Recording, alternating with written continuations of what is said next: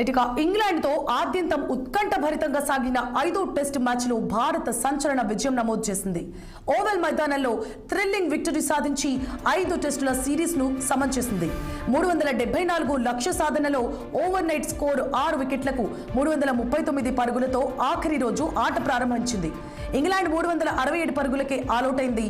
దీంతో 6 పరుగుల తేడాతో టీమిండియా విక్టరీ సాధించింది. జెమీ స్మిత్, జేమీ ఓవర్టన్లు భారత బౌలర్ల ధాటికి సింగిల్ డిజిట్ స్కోర్తోనే వెనుదిరిగ్గా జోస్టంగ్ డకౌట్ అయ్యాడు. అటిన్సన్ 17 పరుగులు చేసి చివరి వికెట్ గా పెవిలియన్ చేరుకున్నాడు.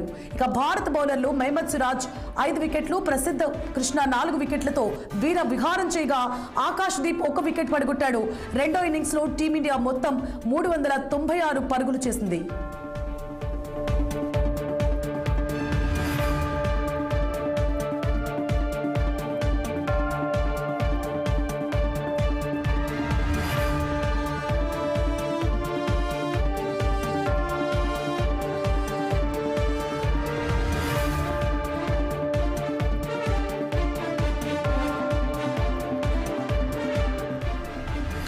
ఇక ఇంగ్లాండ్తో ఆద్యంతం ఉత్కంఠభరితంగా సాగిన 5వ టెస్ట్ మ్యాచ్లో భారత సంచలన విజయం నమోదు చేసింది.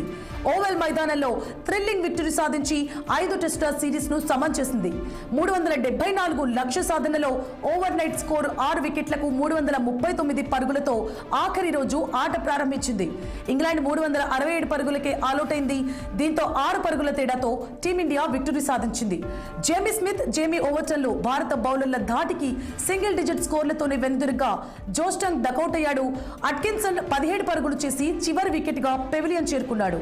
ఇక భారత బౌలర్లు మహమ్మద్ సిరాజ్ 5 వికెట్లు, ప్రసిద్ధ కృష్ణ 4 వికెట్లతో వీర విహారం చేయగా ఆకాష్ దీప్ 1 వికెట్ పడగొట్టాడు. రెండో ఇన్నింగ్స్ లో టీమిండియా మొత్తం 396 పరుగులు చేసింది.